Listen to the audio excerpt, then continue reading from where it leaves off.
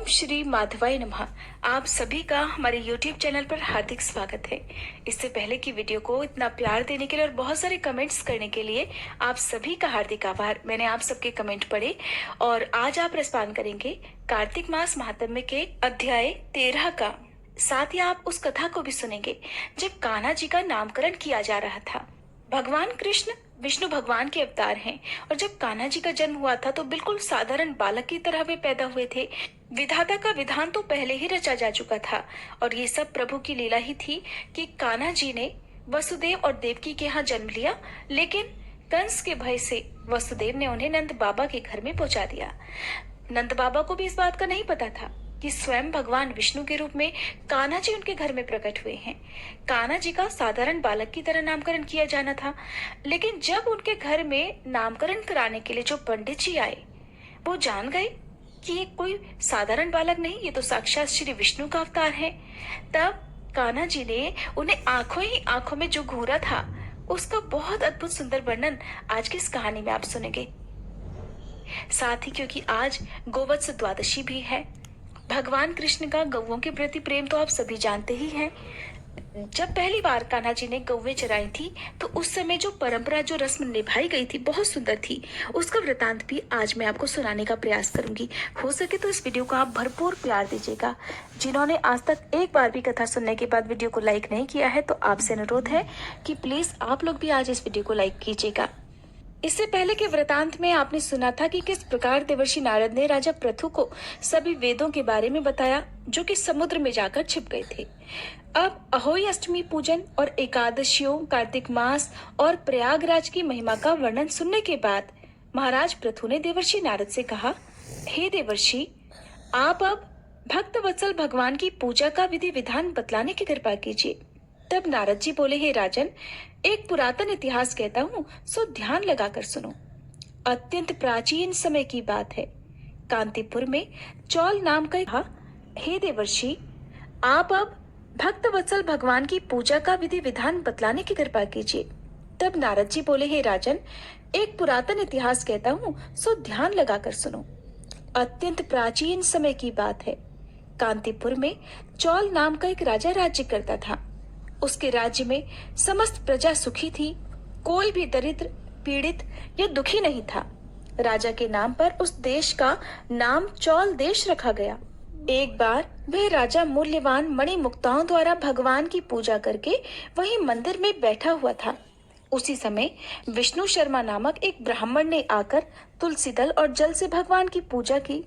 उसके तुलसी पत्रों से राजा की पूजा के मणि मुक्ता आदि ढक गए। ये देखकर राजा ने क्रोधित होकर ब्राह्मण से कहा, हे विष्णु शर्मा, तुमको पूजा का कुछ भी ध्यान नहीं है। मणिमुक्ताओं से की गई मेरी पूजा की शोभा को तुमने तुलसी दलों से ढककर समाप्त कर दिया है। राजा के अहंकार में भरे हुए ये कटु वचन सुनकर विष्णु शर्मा ने कहा, हे राजन, अभिमान के वशीभूत होने के कारण आप भगवान की पूजा के बारे में कुछ नहीं जानते। ब्राह्मण के यह वचन सुनकर राजा और भी क्रोधित हो गया और कहने लगा, हे ब्राह्मण, तुम दरिद्री हो, इस कारण तुम भगवान की पूजा को क्या जानो? क्या तुमने कभी भगवान का कोई मंदिर बनवाया या कोई यज्ञ आदि किया? अगर यही बात है तो मैं देखता हूँ कि भगवान की भक्ति करके पहले तुम स्वर्ग में जाते हो या मैं जाता हूँ। ऐसा कहकर राजा ने गुंगल ऋषि को आचार्य बनाकर बड़े बड़े यज्ञ आरंभ कर दिए। साथ ही ब्राह्मणों को बहुत सा द्रव्य दान देने लगा। परंतु विष्णु शर्मा सदा की भांति माघ और कार्तिक मास के व्रत, तुलसी वनों का रोपण और ओम नमो भगवते वासुदेवाय मंत्र का सतत जप करते हुए भगवान की पूजा अर्चना करता रहा। वह उठते बैठते, चलते फिरते हर समय भगवान का स्मरण और कीर्तन करता रहता था। कार्तिक मास में एक दिन उसने जैसे ही रसोई तैयार करके रखी कि कोई भोजन उठाकर ले गया। इसके बाद तो उसने व्रत भंग होने के भय से पुनः रसोई ही नहीं बनाई और भगवान का भजन करते हुए भूखा ही सो गया। दूसरे दिन फिर रसोई बनाई, फिर भोजन परोसा। जैसे ही भगवान को भोग लगाने लगा कि फिर कोई भोजन उठाकर ले गया। लगातार 7 दिनों तक ऐसा ही होता रहा और इस प्रकार विष्णु शर्मा को निराहार 7 दिन बीत गए। विष्णु शर्मा अब भूख के मारे अत्यंत व्याकुल हो रहा था। परंतु सत्संग का समय भंग ना हो जाए, इस भय से उसने किसी भी दिन दूसरी बार रसोई तैयार ही नहीं की। 8वें दिन उसने निश्चय किया कि आज मैं पूरी तरह ध्यान रखूंगा और देखूंगा कि भोजन को उठाकर आखिरकार कौन ले जाता है। इसके बाद उसने तय समय पर भोजन तैयार किया और एक स्थान पर छुपकर बैठ गया। थोड़ी ही देर में उसने देखा कि अति दीनहीन और दुर्बल चांडाल, जिसके शरीर में केवल अस्थियां मात्र शेष थी, छुपकर आया और भोजन उठाकर चलता बना। उसे देखकर विष्णु शर्मा का हृदय द्रवित हो गया। विष्णु शर्मा ने उस चांडाल से कहा, भैया रूखा भोजन मत लेकर जाओ, मेरे पास थोड़ा सा घी है, वो भी लेते जाओ। ब्राह्मण के ये वचन सुनकर भयभीत हुआ वह चांडाल भागता हुआ ठोकर खाकर गिर गया। तभी विष्णु शर्मा भी उसके पीछे भागता भागता वहीं पहुंच गया और एक वस्त्र से उस पर हवा करने लगा। थोड़ी देर बाद उस ब्राह्मण ने देखा कि उस चांडाल की जगह शंख चक्र गदा पद्म और वनमालाधारी भगवान विष्णु स्वयं ही वहां लेटे हुए थे। उसी समय विष्णु शर्मा ने भगवान के चरणों में गिरकर नमस्कार किया। तभी रुद्र आदि देवता भी वहां आ गए। ऋषि मुनि के वेद मंत्रों से उनका पूजन करने लगे। तब विष्णु भगवान ने अत्यंत स्नेह पूर्वक विष्णु शर्मा का आलिंगन करके उसको अपने साथ विमान में बिठा लिया और अपने साथ वैकुंठ लोक को ले गए। राजा चौल भी यह दृश्य देख रहा था। भगवान की विष्णु शर्मा पर यह कृपा देखकर राजा अत्यंत दुखी हुआ और उसने आचार्य गुंगल ऋषि को बुलवाकर कहा, ये सब क्यों हो रहा है, क्या हो रहा है? जिसके द्वेष के कारण मैंने इतने यज्ञ और दान पुण्य किए, वह वैकुंठ को जा रहा है और मैं यहीं पर उपेक्षित खड़ा हुआ हूँ। क्या मेरे अब तक के किए गए यज्ञ और दान आदि सब विफल गए? इससे तो यही सिद्ध होता है कि भगवान यज्ञ आदि से नहीं, केवल भक्ति से प्रसन्न होते हैं।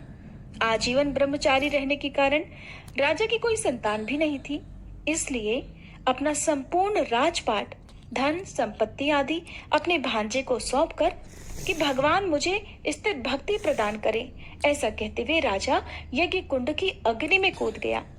यह दृश्य देखकर गुंगल ऋषि ने क्रोध में आकर अपनी शिखा उखाड़ ली। तब से अभी तक चौल देश में भांजा ही मामा का उत्तराधिकारी होता है और गुंगल गोत्र के ब्राह्मण आज भी शिखा अर्थात चोटी नहीं रखते। चौल राजा के अग्निकुंड में गिरते ही भगवान ने प्रकट होकर अग्निकुंड में ही उसका आलिंगन किया और उसे भी अपने लोक को ले गए। बैकुंठ में भगवान विष्णु ने विष्णु शर्मा को पुण्यशील और चौल राजा को सुशील नामक देकर अपना द्वारपाल बना लिया। अब इस प्रकार वे दोनों हर समय श्री हरि के निकट ही रहने लगे। नारायण नारायण। आज का अध्याय समाप्त हुआ। अब सुनिए भगवान कृष्ण की कहानी। जब वासुदेव जी ने एक टोकरी में रखकर कान्हा जी को गोकुल में पहुंचा दिया, तब वासुदेव जी की प्रेरणा से कुल पुरोहित गर्गाचार्य जी गोकुल में पधारे। नंद बाबा यशोदा जी ने बड़ा आदर सत्कार किया और वासुदेव देवकी का हालचाल पूछा और उनके आने का कारण पूछा। तो गर्गाचार्य जी ने बतलाया कि पास के गांव में एक बालक ने जन्म लिया है, मैं वही नामकरण के लिए जा रहा हूँ। बस रास्ते में आपका घर पड़ा तो सो आपसे मिलने के लिए चला आया। ये सुनकर नंद बाबा और यशोदा मैया ने अनुरोध किया कि बाबा, हमारे यहाँ भी तो 2 बालकों ने जन्म लिया है, आप उनका भी नामकरण कर दो। गर्गाचार्य जी ने मना किया कि तुम्हें है हर काम जोर शोर से करने की आदत। कंस को अगर पता चल गया कि तुम्हारे यहाँ बालक हुए हैं और मैंने नामकरण करवाया है, तब तो वो मेरा जीना मुहाल कर देगा। नंद बाबा कहने लगे, भगवान गौशाला में चुपचाप नामकरण करा देना, हम ना किसी को बताएंगे। गर्गाचार्य जी आखिरकार किसी प्रकार तैयार हो गए। तैयार तो उन्हें होना ही था, वासुदेव जी ने जो भेजा था। जब रोहिणी ने सुना कि कुल पुरोहित आए हैं तो वह गुणगान बखान करने लगी। वो कुल पुरोहित का गुणगान बखान कर रही थी। उनके मुंह से इतने गुणगान सुनकर यशोदा जी बोली, अगर गर्ग जी इतने बड़े पुरोहित हैं तो ऐसा करो, हम अपने बच्चे बदल लेते हैं। तुम मेरे लाला को और मैं तुम्हारे लाला को लेकर जाऊंगी, देखती हूँ कि कैसे तुम्हारे कुल पुरोहित सच्चाई जानते हैं। दोनों माताएं कुल पुरोहित की परीक्षा लेने पर ही उतर आई। बच्चे बदल लिए। दोनों एक दूसरे के बच्चे अपनी गोद में लेकर पहुंच गई गौशाला में। यशोदा जी के हाथ में बच्चे को देखकर गर्गाचार्य जी ने कह दिया, ये रोहिणी का पुत्र है, इसलिए इसका नाम रोहणेय होगा और अपने गुणों से ये सबको आनंदित करेगा। तो इस बालक का एक नाम राम भी होगा और बल में इसकी कोई भी समान नहीं होगा, तो एक नाम बल भी होगा। मगर सबसे ज्यादा लिया जाने वाला नाम होगा बलराम, और ये किसी में कोई भेद नहीं करेगा, सबको अपनी तरफ आकर्षित करेगा। तो इस बालक का एक नाम संकर्षण भी होगा। लो जी, श्री कृष्ण के बड़े भाई बलराम का नामकरण तो हो गया। अब जैसे ही रोहिणी की गोद में उन्होंने बालक को देखा, तो गर्गाचार्य जी तो बालक की मोहिनी मूर्तिया में ही खो गए। कहा तो दोनों माताओं ने अपने अपने बच्चे बदलकर गर्गाचार्य जी की परीक्षा लेना चाहा था, लेकिन गर्गाचार्य जी कोई साधारण पुरोहित नहीं थे। उन्होंने जब रोहिणी की गोद में सांवले सलोने कान्हा जी को देखा, तो बस अपनी सुध बुध भूल गए। खुली आंखों से प्रेम समाधि लग गई। ऐसी समाधि लगी कि गर्गाचार्य जी तो सुध बुध खो गए। ऐसी सुध बुध खोई कि ना बोलते थे, ना हिलते थे, न जाने कितनी देर तक ऐसे ही पल निकल गए। ये देखकर बाबा और यशोदा मैया तो घबरा गए कि इन्हें क्या हो गया, ये कैसे जड़ हो गए। उन्हें हिला हिलाकर पूछने लगे कि बाबा क्या हुआ। अरे बाबा, आप तो हमारे लाल को देखते ही जा रहे हो, क्या ये भूल गए कि आप हमारे बालक का भी नामकरण करोगे। लेकिन गर्गाचार्य जी तो जैसे कि सांवली सलोनी जो मूर्त थी उसके सम्मोहन से बाहर निकल ही नहीं पा रहे थे। आखिरकार गर्गाचार्य जी को होश आया और एकदम बोल पड़े, नंद जी, तुम्हारा ये बालक कोई साधारण इंसान नहीं। ये तो, ऐसा कहते ही जैसे ही उन्होंने उंगली उठाई, तभी नटखट से सांवले सलोने कन्हैया ने आंख दिखा दी। आंख किसको दिखाई जानते हैं? पुरोहित जी को। क्यों दिखाई, अब सुनिए। जैसे ही पुरोहित जी कान्हा जी की हकीकत बताने वाले थे कि ये तो भगवान है, तभी कान्हा जी ने आंखों ही आंखों में गर्गाचार्य जी को धमका दिया कि बाबा, मेरा भेद मत खोलना। मैं जानता हूँ बाबा, यहाँ दुनिया भगवान का क्या करती है, उसे पूछकर अलमारी में बंद कर देती है। और बाबा, मैं यहाँ अलमारी में बंद होने तो नहीं आया हूँ, मैं तो माखन मिश्री खाने आया हूँ। माँ की ममता में खुद को भिगोने आया हूँ, और अगर आपने मेरा भेद बतला दिया तो मेरा क्या हाल होगा, ये मैंने तुम्हें समझा दिया।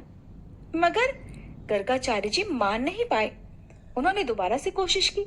अब जैसे ही उन्होंने दोबारा से कहना प्रारंभ किया ही था कि ये तो साक्षात, तभी कन्हैया जी ने फिर धमका दिया, बाबा मान जाओ, नहीं तो ये जुबान यहीं रुक जाएगी, और ये जो उंगली उठाई है ना, ये भी उठी की उठी रह जाएगी। आप जानते हैं, ये जो संवाद हो रहा था, ये बाबा में यानी कि पुरोहित जी में और कन्हैया जी में कोई मुंह से नहीं हो रहा था। बस ये सारा खेल आंखों ही आंखों में हो रहा था। आप में से बहुत सारे भक्त भोले हैं, मासूम हैं। आंखों से इशारे वाली बातें तो समझते ही होंगे ना। आंखों से भी बात की जाती है, जरूरी नहीं कि हर बात मुंह से बोलकर की जाए।